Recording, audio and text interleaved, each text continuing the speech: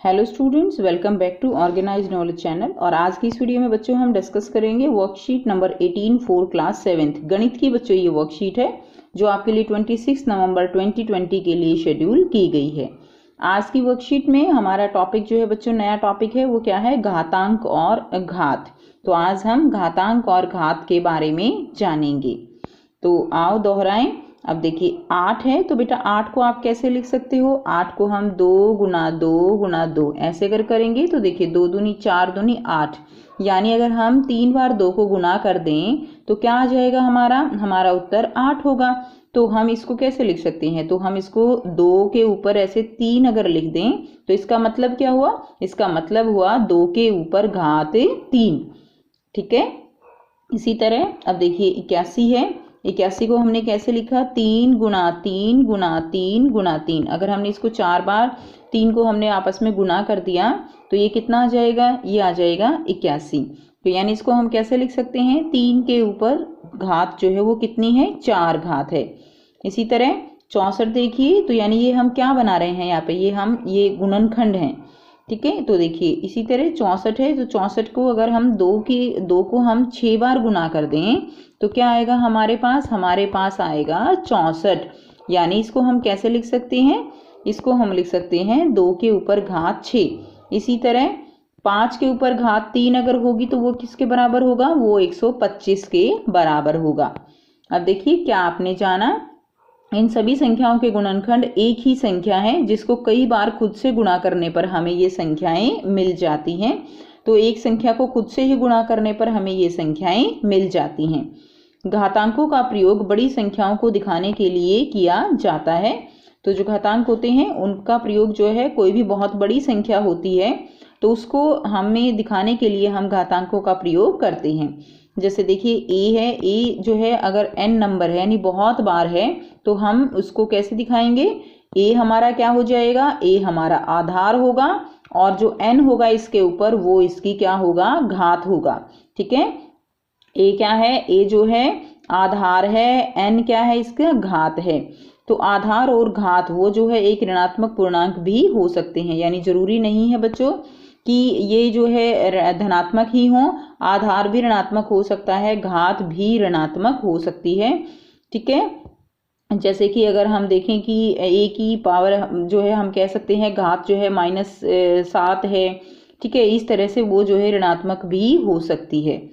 अब हम करेंगे नेक्स्ट, 1 की कोई भी घात जो है वो 1 के बराबर होती है। तो 1 की अगर घात 5 लिखी गई है तो वो किसके बराबर होगा, वो 1 के ही बराबर होगा, क्योंकि 1 को आप आपस में कितनी बार भी गुणा करोगे वो 1 ही आएगा। उसके बाद देखिए नेक्स्ट, -1 की कोई भी विषम घात -1 के बराबर होती है। तो -1 है, कोई भी विषम है, मान लीजिए 3 है, 5 है, 7 है, तो आप मान लीजिए जो है इसको 3 बार गुणा करते हो तो आपको यहाँ पर क्या मिलेगा, 1 ही मिलेगा। लेकिन विषम घात है तो आपको जो है माइनस की जो है मिलेगा, क्योंकि ये माइनस माइनस जो है ये क्या हो जाएंगे प्लस, और एक माइनस बच जाएगा। तो हर बार विषम संख्या में एक माइनस बचेगा, इसीलिए हमेशा विषम संख्या अगर घात जो है माइनस में है तो वो हमेशा माइनस में ही होगी।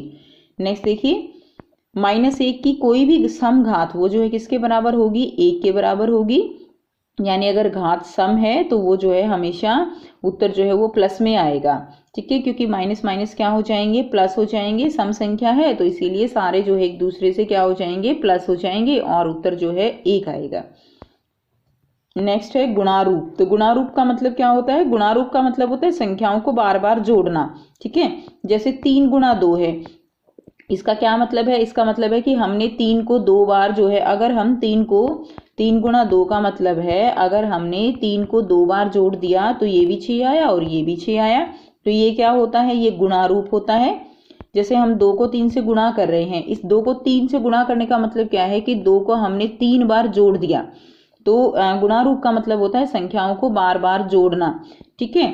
लेकिन जो घातांक रूप होता है उसका मतलब होता है संख्याओं को बार बार गुणा करना। जैसे कि 3 की घात 2 है, इसका मतलब क्या हुआ, 3 को हमने 2 बार आपस में गुणा किया तो इसका उत्तर कितना आया, 9 आया। ठीक।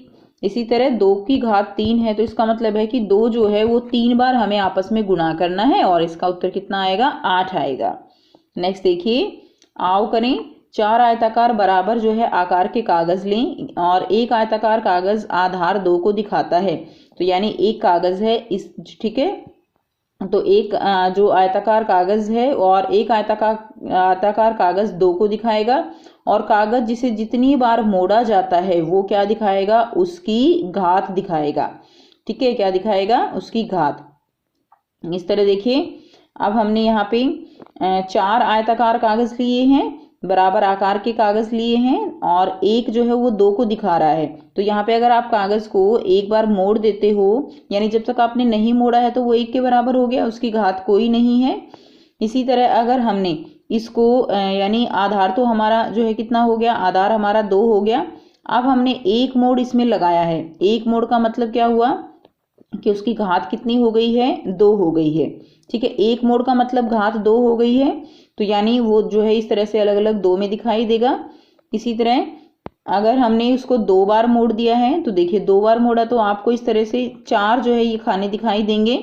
ठीक है, यानी आप 2 मोड़ का मतलब क्या है कि 2 जो है उसकी घात कितनी हो गई, 2 हो गई। अब 2 जो है 3 मोड़, अगर आपने उसको 3 बार मोड़ दिया है तो इसका मतलब उसकी घात कितनी हो गई, 3 हो गई। और आपको उसमें कितने मोड़ दिखाई देंगे, आपको उसमें 8 मोड़ इस तरह से दिखाई देंगे कागज के अंदर। ठीक है, तो आइए आगे करते हैं बेटा। उसके बाद आपको यहाँ पर संख्या दी गई है। संख्या देखिए, संख्या है 4 की घात 3, तो इसमें आधार क्या है, आधार 4 हो गया, घात 3 हो गई। अगर आप इसका प्रसारित रूप लिखेंगे तो 4 को 3 बार गुणा करेंगे तो कितना आ गया, मान 64 आ जाएगा। इसी तरह 9 की घात 3 है, तो आधार क्या है यहाँ पे, आधार 9 है, घात क्या है यहाँ पे, घात 3 है। और अगर प्रसारित रूप लिखेंगे तो 9 को 3 बार आप गुणा करेंगे, ठीक है, इस तरह से आपस में, तो इसका उत्तर जो आ जाएगा वो आ जाएगा आपका 729। ठीक है, तो ये उत्तर लिख लीजिएगा बच्चों। 9 को जो है 9 निम 81, 81 निम 729, तो ये आंसर आ जाएगा। इसी तरह देखिए, अगर आपके पास अब यहाँ पर गिवन है, हम इसको जो है जूम करके करते हैं। अब यहाँ पर देखिए, आधार हमने 9 लिखा, घात 3 लिखी, प्रसारित रूप लिखा 9 गुणा 9 गुणा 9 और उत्तर कितना आया, 729। ठीक है, उत्तर आया 729। उसके बाद -1 है और ऊपर उसकी घात कितनी है, 4, तो आधार हो गया -1, घात होगी इसकी 4। ठीक है, प्रसारित रूप देखिए कैसे लिखेंगे, -1 गुणा -1 गुणा -1 गुणा -1, तो कितना आंसर आएगा, 1 तो आएगा ही, लेकिन जो ये घात है बेटा ये सम संख्या है ना, तो सम संख्या है तो इसका क्या आएगा, जो माइनस है वो तो हट जाएगा, यानी आंसर इसका 1 ही आएगा, प्लस में आएगा, माइनस माइनस प्लस हो गए। इसी तरह अब इसमें देखिए -3 की घात 2 है, तो आधार -3 है, घात 2 है। प्रसारित रूप कितना हो जाएगा, तो देखिए इसमें प्रसारित रूप हो जाएगा -3 गुणा -3, तो 3 3 9, लेकिन घात वो सम संख्या है तो आंसर जो है वो कितना आएगा, 9 ही आएगा। ठीक है, तो मान जो है इसका 9 हो जाएगा। नेक्स्ट करते हैं, आप इसको साथ साथ कॉपी में करिए। आइए अभ्यास करें। निम्नलिखित को घातांकीय रूप में व्यक्त करना है, तो घातांकीय रूप में व्यक्त करेंगे तो देखिए कैसे लिखेंगे। 6 जो है वो कितनी बार दिया गया है, 6 4 बार दिया गया है, तो 6 की घात क्या हो जाएगी, 6 की घात 4 हो जाएगी, ऐसे लिखेंगे। दूसरा करेंगे, 2 जो है 2 बार दिया गया है और ए भी 2 बार दिया गया है, तो इसको हम कैसे लिखेंगे, इसको आप लिखेंगे 2 की घात 2 और आप जो है इस तरह से डॉट लगा देंगे, ये गुणा का इसका मतलब होता है गुणा, और ए की घात जो है 2। ठीक है, ए 2 बार है, 2 भी 2 बार है, तो 2 की घात 2, ए की घात 2। उसके बाद देखिए 512 जो है, 512 को हमें घातांकीय रूप में व्यक्त करना है, तो बेटा इसके लिए आपको गुणनखंड बनाने होंगे, 343 के लिए भी और 512 के लिए भी। तो आइए बेटा दोनों क्वेश्चन को साथ करेंगे, 512 का घातांकीय रूप में व्यक्त करेंगे और 343 को भी। तो यहाँ से हम करेंगे 512 को हम किस तरह से गुणनखंड बनाएंगे, 2 से करेंगे 256, फिर 128 आएगा, 64, फिर उसको 2 से करेंगे 32, फिर 2 से करेंगे 16, फिर 2 8 16, 2 चौके 8 और 2 दूनी 4। काफ़ी ईजी बेटा, ये आपको आता है गुणनखंड करना। ठीक है, तो इस तरह से 512 के गुणनखंड हमने निकाले, तो यहाँ से देखिए 2 जो है वो कितनी बार आया, तो 2 जो है वो 9 बार आया, यानी फिर 512 के जो है इस तरह से घात रूप में लिखेंगे तो 2 की घात कितनी आएगी, 9 जो है इसकी घात आएगी। तो आप यहाँ से कर सकते हैं। नेक्स्ट देखिए, हम करेंगे 343। इसी तरह बच्चों 343 को जब हम भाग करते हैं तो ये 7 पे भाग होगा, 49 आएगा, फिर 7 से करेंगे 7 सते 49 और फिर 7 से करेंगे तो 1 आ जाएगा। ठीक है, तो आंसर कितना आ गया। अब ये देखिए 7 जो है कितनी बार आया, यहाँ पे 7 आया 3 बार, तो 7 की घात कितनी आई, 7 की घात आई 3, तो ये इसका उत्तर हो जाएगा। करते हैं नेक्स्ट क्वेश्चन। अब बेटा सेकंड क्वेश्चन में आपको क्या करना है, निम्नलिखित संख्याओं में बड़ी संख्या को आपको पहचानना है। तो बड़ी संख्या को आप कैसे पहचानेंगे, इसका हम जो है इसको हमारे घात के रूप में जो ये दिया गया है इसको हम सॉल्व करते हैं और आइए देखते हैं। पहला क्वेश्चन दिया गया है हमें 4 की घात 3 और 3 की घात 4, इसमें से बताना है। तो 4 की घात 3 को जब हमने लिखा तो 64 आया, 3 की घात को हमने खोल के लिखा और गुणा किया आपस में ऐसे तो 81 आया। तो देखिए 81 और 64 में 81 जो है बड़ा है, तो 3 की घात 4 जो है वो बड़ी संख्या हो जाएगी।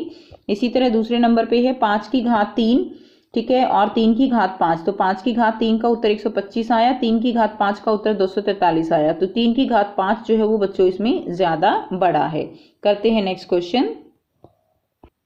प्रश्न 3 में आपको सरल करना है, तो इनको सरल करके आपको लिखना है। तो कुछ इस तरह से यहाँ पे आप सरल करेंगे। देखिए 2 की घात 3 दिया गया है, गुणा में 5, तो 2 की घात 3 गुणा 5 कितना आ जाएगा, आंसर 40 आ जाएगा। 0 गुणा में 10 की घात 2 है, तो बेटा 0 से कितना भी बड़ा नंबर गुणा कीजिए, आंसर जो है हमेशा 0 होता है। तीसरा है -3 और -2 की घात जो है कितनी है 3, तो -3 -2 -2, तो यहाँ से आपका उत्तर कितना आ जाएगा, ठीक है। यहाँ से जब आप सबको गुणा कर दोगे तो उत्तर आएगा आपका 24। अब ये घात जो है देखिए माइनस माइनस जो है हमारा यहाँ पर 4 बार आ गया, इसलिए माइनस माइनस प्लस हो गया और उत्तर हमारा प्लस में आया। नेक्स्ट हम करेंगे प्रयास कीजिए। तो देखिए बेटा 2 की पावर जो है 2 की घात 0 दी गई है, तो 2 की घात अगर यानी किसी की भी घात 0 है तो वो जो है 1 होगा, ठीक है, इसका आंसर 1 हो जाएगा। नेक्स्ट है 72 अभाज्य गुणनखंडों की घातों के गुणनफल के रूप में, तो घातों के गुणनफल के रूप में इसको जो है हमें क्या करना पड़ेगा, हम इसके जो है गुणनखंड बनाएंगे। तो 72 के गुणनखंड हम बनाएंगे। 2 देखिए 36 दूनी 72, 2 18 दूनी 36 और 2 18 और 3 3 9, ठीक है बेटा। तो देखिए यहाँ पे 2 कितनी बार आया, 2 जो है वो आया 3 बार, तो यहाँ पे आप लिख देंगे 2 की घात 3 और ठीक है उसके बाद 3 जो है वो कितनी बार आया, 3 आया 2 बार, तो इसको जो है इस तरह से बीच में डॉट लगाएंगे, यानी ये गुणा का निशान होता है, ठीक है। 2 की घात 3 और 3 की घात 2, तो इस तरह से हम इसको लिखेंगे या आप इसको गुणा भी लगा सकते हैं। नेक्स्ट देखिए क्या ये सभी समान हैं, तो आपको बताना है क्या ये सभी समान हैं। तो आप देख पा रहे हैं a की घात 3 और b की घात 2 दी गई है, यहाँ a की घात 2 है, यहाँ b की घात 2 है, यहाँ b की घात 3 है, यहाँ भी b की घात 3 है, यानी आप क्या जो है यहाँ से आप कह सकते हैं कि ये दोनों जो हैं ये क्या है, ये दोनों समान हैं, ठीक है, ये दोनों समान है लेकिन ये असमान है। तो ये थी बच्चों आपकी आज की वर्कशीट। आई होप बेटा आपको ये वर्कशीट क्लियर है। कोई भी डाउट है तो आप कमेंट करके पूछ सकते हो। वीडियो अच्छी लगी तो लाइक शेयर जरूर कर दीजिए, चैनल को सब्सक्राइब भी कर लीजिए and thanks for watching, have a nice day.